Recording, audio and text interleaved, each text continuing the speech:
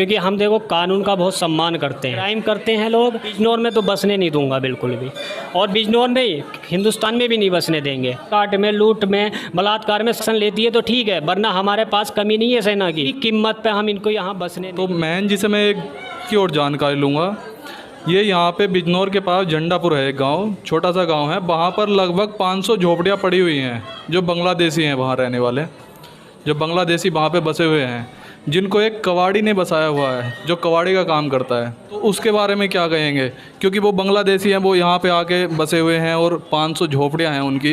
अब 500 झोपड़ी में मान के चलिए अगर 3-3 सदस्य भी रहते हैं तो 1500 सदस्य हुए। तो उनके बारे में आप क्या कहना चाहेंगे, क्यों बसा रखे हैं लोगों ने?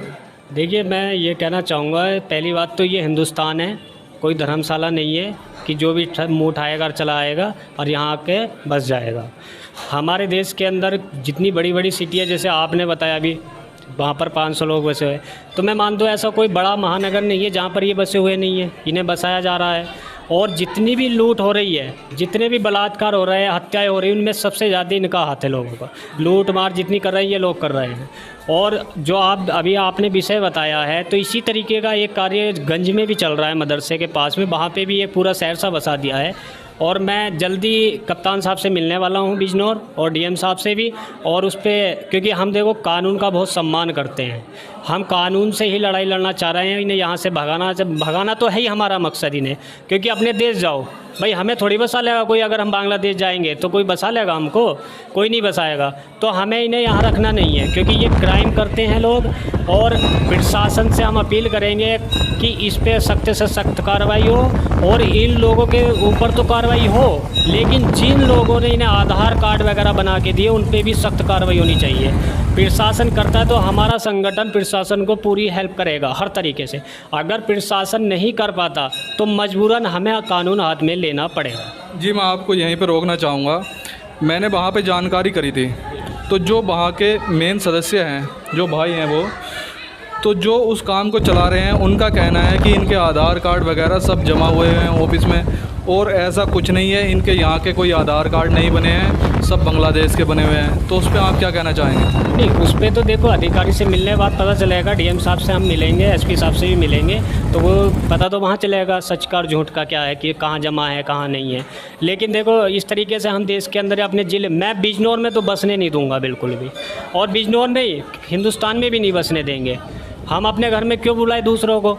आप सर्वे करा के देख लो, हिंदुस्तान के सबसे ज़्यादा मारकाट में, लूट में, बलात्कार में सबसे ज़्यादा ये लोग आ रहे हैं, बांग्लादेशी जो आगे बसे हैं यहाँ। तो इन्हें क्यों बसाएंगे हम?